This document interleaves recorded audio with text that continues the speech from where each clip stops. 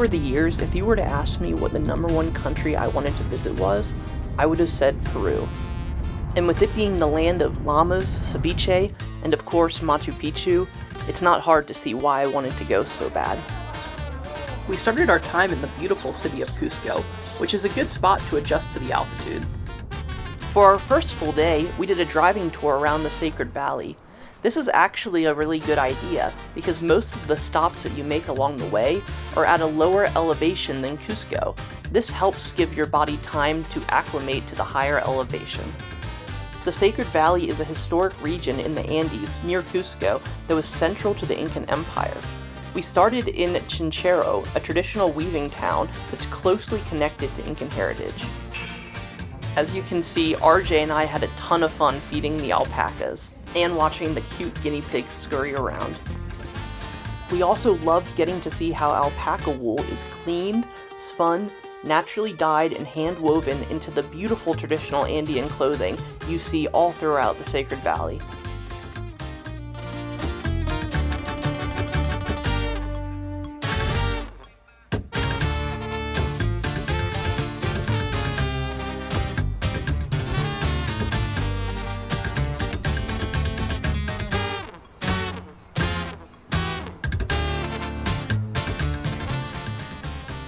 Our next stop was Ollantaytambo.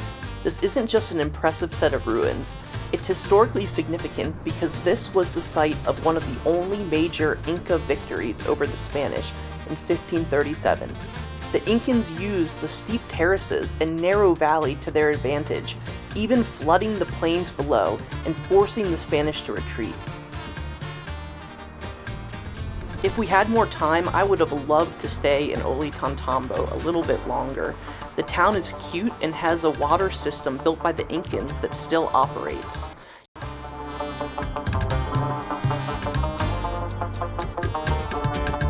Our next stop was Pisac, known for its sweeping mountain terraces and ruins high above the valley. It played a key role in farming, defense, and spiritual life during the Incan Empire, and the views from the top were unreal. While we thoroughly enjoyed visiting all the different sites, if I had to do it all over again, I probably would have chosen one of the cheaper tour operators. They all pretty much go to very similar stops. After a good night's sleep at the hotel, it was time for my boyfriend's favorite activity, ATV riding in the Sacred Valley. For the first stop of the tour, we visited Morai, an ancient Incan site made up of massive circular terraces carved into the earth. Archaeologists believe it was used as an agricultural laboratory where the Incans experimented with different crops at varying temperatures. Or it was created by aliens. You be the judge.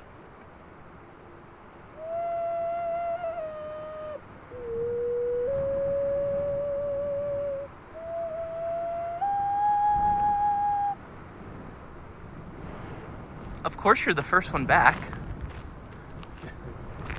Where is everyone else? He said 9:20, and you got here at 9:11.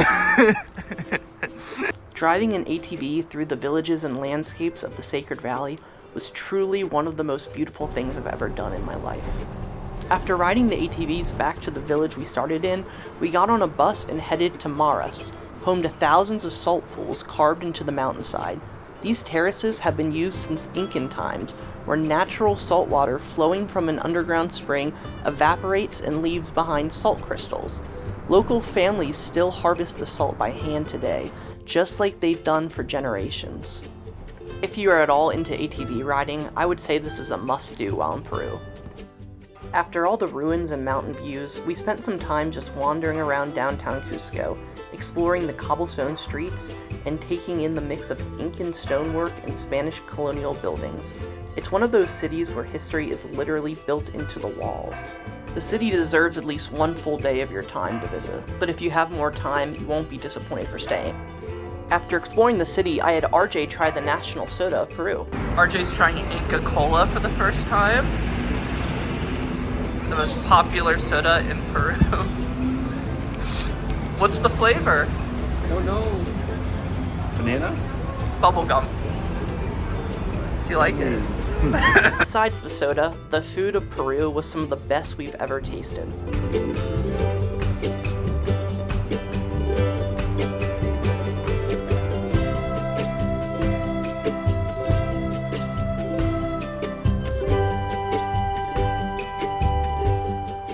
The next day, we set out on a hike to a higher altitude than we've ever been in our lives.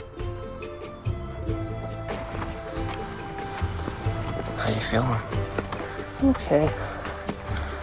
It's definitely harder to breathe up here. Yeah. Because I think we're at like 16,000 feet right now, and we have to go up there. Then we'll be at Rainbow Mountain, which is 17,000 feet, which is definitely higher than most people go.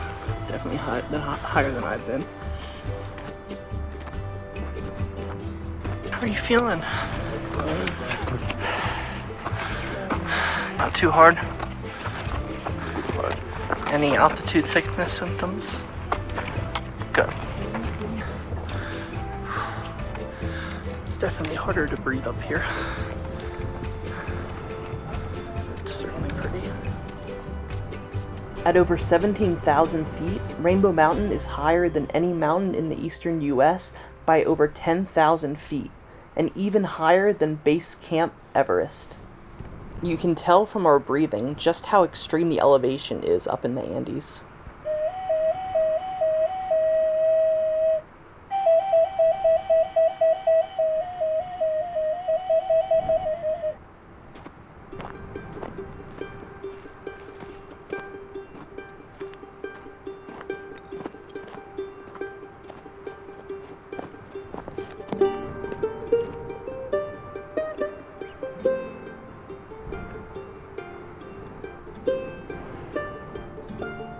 A short hike from Rainbow Mountain was the Red Valley overview, and I have to say it was the most beautiful spot I saw in Peru.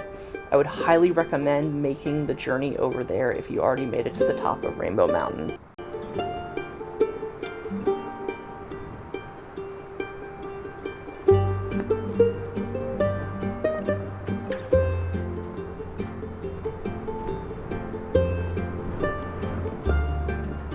We did this tour again with Salkantay Trekking, and I thought it was a lot better than the Sacred Valley tour that we did 2 days earlier. What made it was our guide who helped keep us calm when we started feeling sick from the altitude.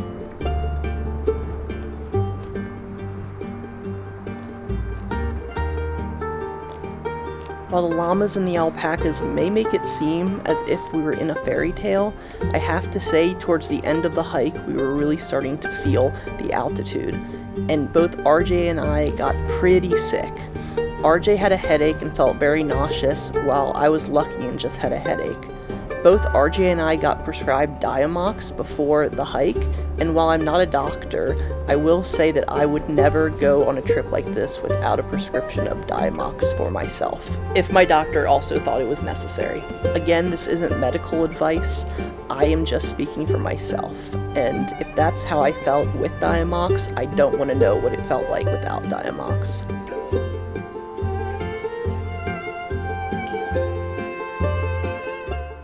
The next day, we set out on the main reason we came to Peru, the Salkantay Trek to Machu Picchu. For the next few days, we'd be hiking deep into the Andes. RJ made a new friend on the trail. That's this little butterfly.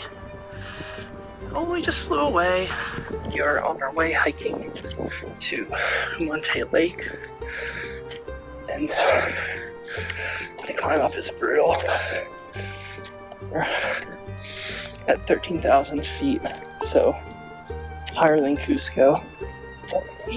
And there's just less air up here, so every step you just breathe so much heavier, and it's hard to talk, but I think it'll be worth it once we get to the top and see the lake. I've heard it's beautiful. Alright, babe. We're halfway to Humante Lake. What do you think of the Andes so far? I fucking hate them.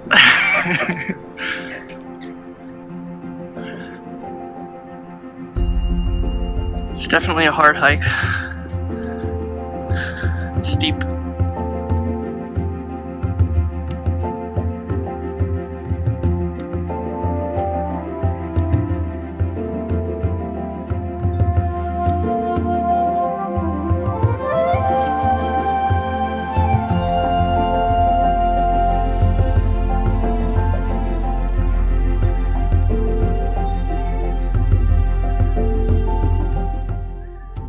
Was it worth the hike? Yeah.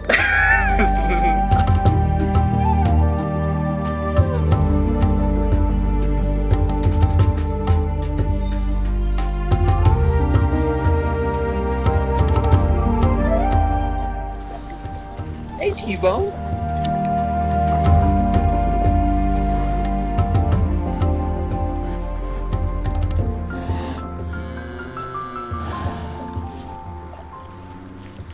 Our accommodation for night 1 were the sky domes, and we were supposed to be able to see the stars. However, they fogged up a lot, and I will say it was comfortable, but it was very cold at night, and I wish we had some sort of heat.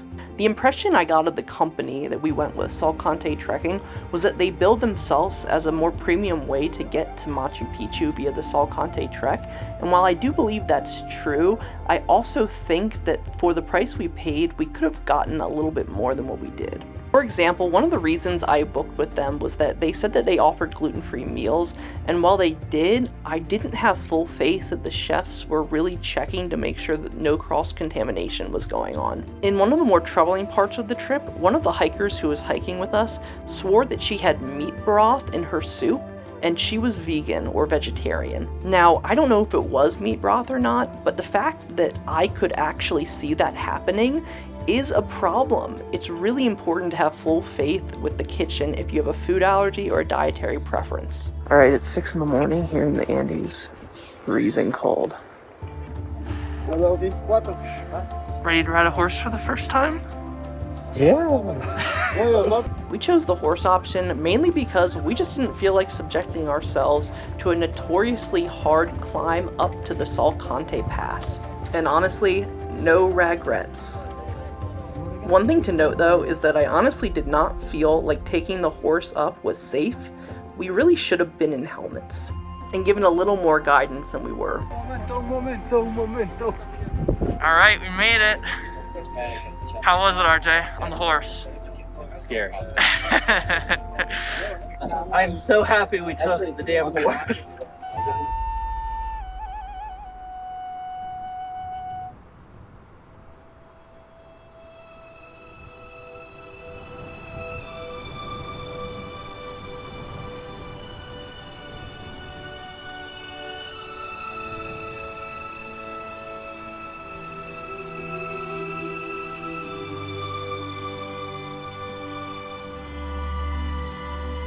So babe, warming up to the Andes. Yeah. Still hate them? It's cool. You don't really get views like this back home in Washington, D.C. Now do you? So we made it to the top of Salkantay Pass. I got this Salkantay mountain behind me. It's 20,000 feet high.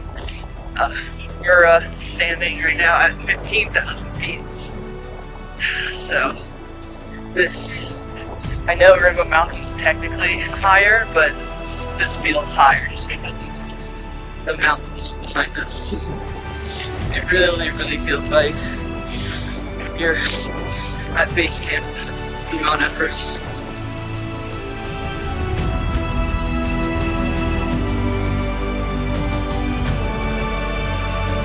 I decided to take a little break and wait for the others to catch up.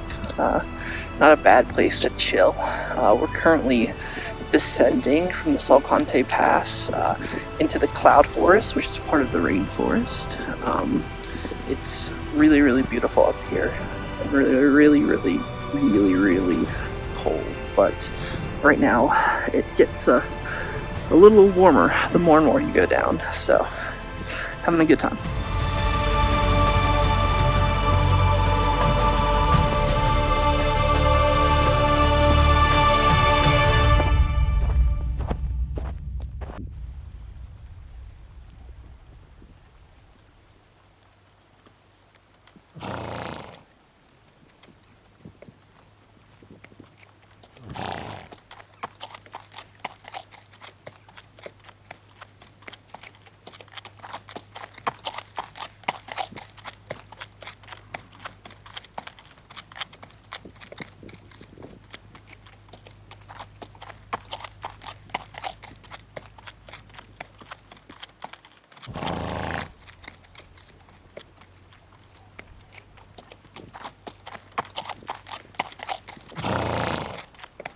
Hola. ¿Cómo estás?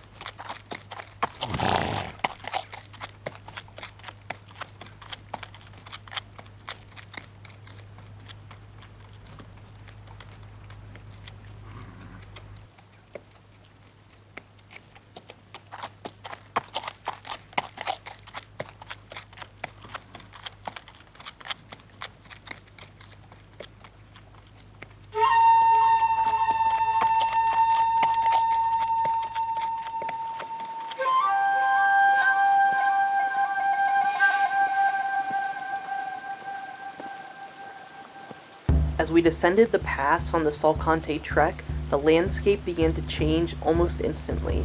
We were descending out of the high Andes and into the Amazon basin. The cold, thin mountain air slowly gave way to warmth and humidity, and the rocky alpine terrain started turning into lush green hillsides. With every step down, the scenery softened. Glaciers and jagged peaks behind us, dense jungle and cloud forests unfolding ahead. Peru contains 84 of the world's 117 recognized life zones, and you can feel that biodiversity happening in real time out here. In just a matter of hours, it genuinely felt like stepping into a completely different world.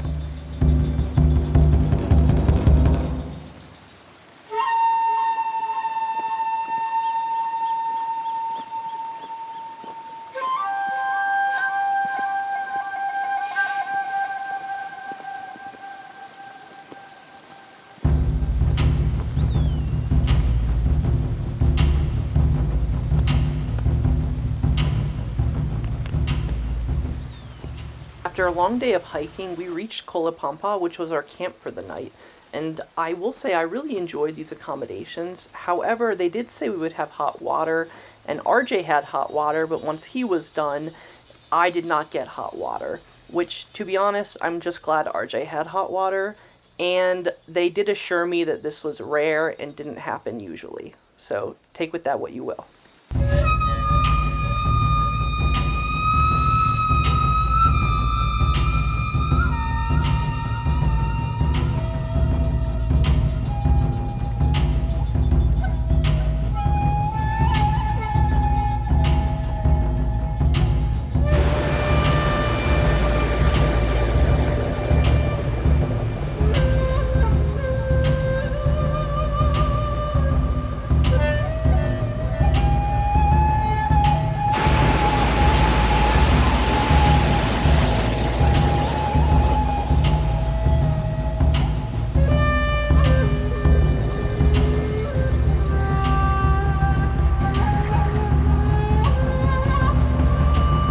The bridge we have to cross.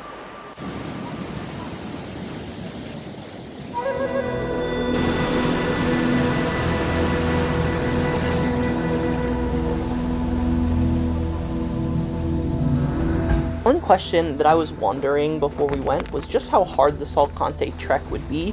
You read a lot of conflicting opinions online, and let me just say, as someone who has run 4 marathons, the Salkantay Trek is hard. It is around 43 miles long, and you have to hike that in just a few days. And it's not flat like most marathons. No, you're going up and down really tall mountains. And so don't let this be your first hike. It is hard. Even when they say some of the days are easier than others, don't believe it, because maybe day 1 and the last day at Machu Picchu are easier, but the rest of the days, you are so tired and sore, and you're hiking such long distances that they will all seem hard. I underestimated just how hard it would be, and I felt so bad for dragging my sweet, non-hiker of a boyfriend RJ along that I told him he gets to pick the next 3 foreign countries we visit.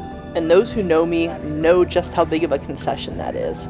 It was so tiring that this random stop we had at this field next to a fruit orchard felt like a few minutes of paradise. I'm just waiting for him to differ.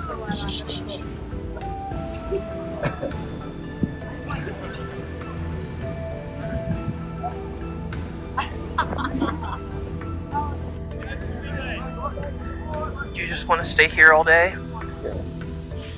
Alright, Austin, day 3 of the trek. How are you feeling?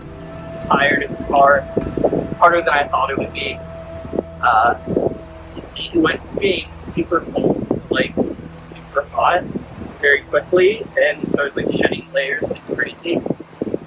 We started up kind of on the side of a mountain, and then basically spent the entire day hiking the rainforest. So fun. Good. Okay, we're pretty much done trekking on day 3. How are you feeling, RJ? Tired, sore. Love to eat an air conditioned, heated home. Maybe with some nice pizza. Do you like this type of trekking through the jungle rainforest? Really, but it's gonna be appreciated afterward, I'm sure. How did I get you to sign up for this trip, do you think? Not really sure. May have been a few drinks in. I don't know. After a couple days of hiking, we were honestly so happy that we had to take a van to our next campsite. But before heading there, we stopped at a small coffee farm in the cloud forest. This region has the perfect conditions for coffee: high elevation, rich soil, steady rainfall, and warm temperatures. Coffee is a huge part of the local economy here. We got to see the whole process, from picking the coffee fruit to drying, roasting, and grinding the beans. After the hiking hell that we had all just gone through, sitting there with a fresh cup grown right on that hillside made me feel a little like Buddy the Elf discovering coffee for the first time. The accommodations that night were the jungle domes, and we had an issue with the electricity going out, kind of like how the hot water went out the night before, and so we didn't have Wi-Fi like we were supposed to. And while that's not a big deal, it was something we were looking forward to having. But eventually it started working again. The next day, we set out on a stretch of trail that follows parts of the original Inca route towards Machu Picchu. But before getting too serious about history, we made a quick stop at these swings hanging off the side of the mountain, with what I'd describe as questionable safety standards. Naturally, we had to try them.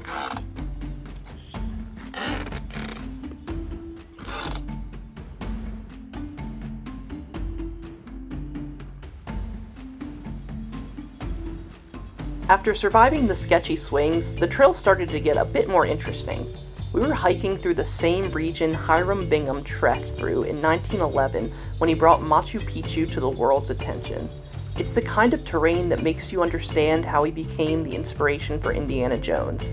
Steep mountains, hidden ruins, and that constant sense of discovery. It made the hike feel more like an adventure. After a few hours of strenuous hiking, we were rewarded with a view of Machu Picchu way out in the distance.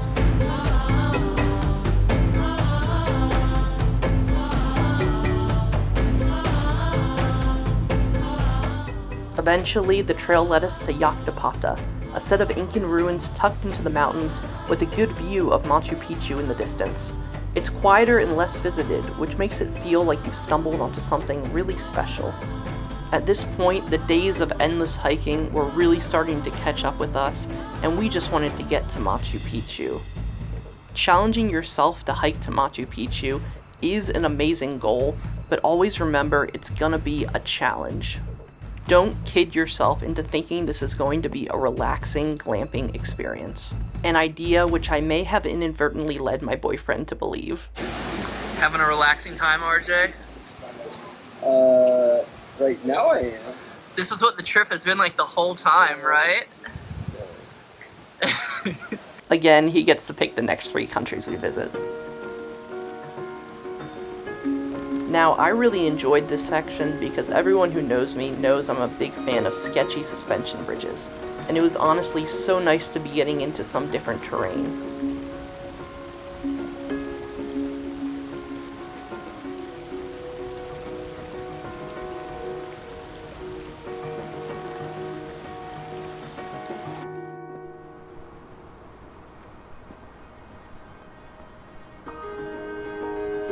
So at this point we had the option of either hiking the train tracks for around 3 hours or paying about $30 to take a train for 30 minutes to the final destination.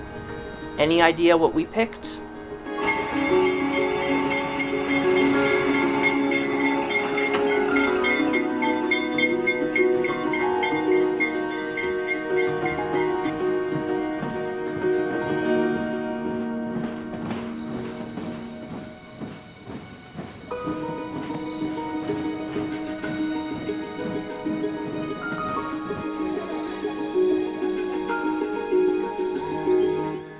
Our accommodations that night weren't the Ritz, but we were just so happy to have running water and reliable electricity. And we needed all the rest we could get that night, because the next morning a bus would pick us up and take us to... Okay, so was it worth the hike to get here, now that we're at Machu Picchu? Oh yeah! It's pretty nice. After days of hiking through the Andes, seeing it in person almost didn't feel real. Was it worth the hike? Yes. I don't feel well, but it was worth the hike. It was worth everything. It's so pretty. Machu Picchu was built in the mid-1400s during the height of the Incan Empire. It's believed to have served as a royal estate or religious center, strategically placed high in the Andes, where it was both protected and spiritually significant. What makes it so remarkable isn't just its location, but its engineering. Massive stones cut so precisely that they fit together without mortar and have survived centuries of earthquakes. After the Spanish conquest, the site was abandoned and largely forgotten until Hiram Bingham brought international attention to it in 1911. Today it stands as one of the greatest symbols of Incan achievement and one of the most important archaeological sites in the world. Although the hike was tough, I'm so glad we didn't take the easy route. Standing there, looking out over Machu Picchu, felt surreal. It's one of those places you grow up seeing in textbooks and travel photos, always thinking, one day. And then suddenly, you're actually there. After hiking through the Andes to reach it, it didn't just feel like a bucket list stop, it felt earned.